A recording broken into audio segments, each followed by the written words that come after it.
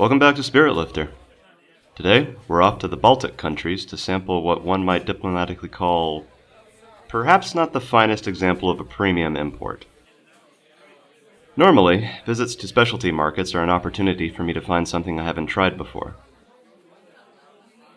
That's the case for the local Slavic shop near my home, and whether I feel like trying out Armenian brandy, some fine vodka, or one of the dozens of brands of Zhigolovskoye, I usually pick these things up if I feel like treating myself. At first sight of the label on this bottle, though, I expected it would be little in the way of a treat. According to the bottle, this strong beer is brewed in Lithuania.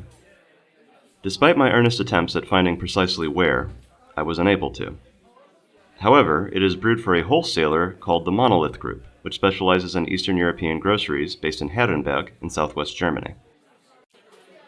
Let's have a look at that label. You see what I mean? It looks like something out of Microsoft clip art.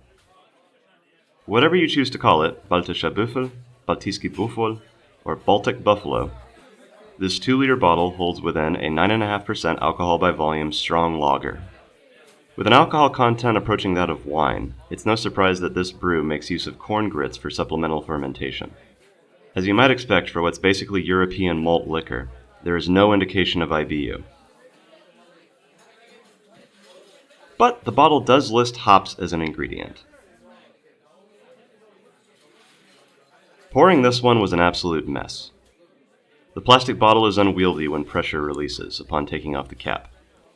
Pouring reveals a liquid that goes flat as quickly as the alcohol content hits you. It has no aroma beyond perhaps a wet cardboard next to the dumpster of a dive bar you only visit on your worst binges. I'd like to say it has redeeming qualities for coming in such a comically oversized bottle, but honestly, the volume of this damn thing is a liability given how disagreeable it is to the senses. I had a hard time not furrowing my brow every time I took a sip. This brew is ostensibly named after the Wisent, a bison that used to roam across Central and Eastern Europe, but is now much more constrained in its roaming territory.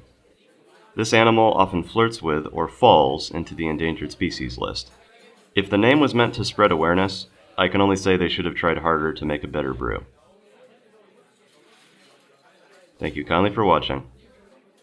Join me next time for what promises to be a much better brew from another one of the Baltics.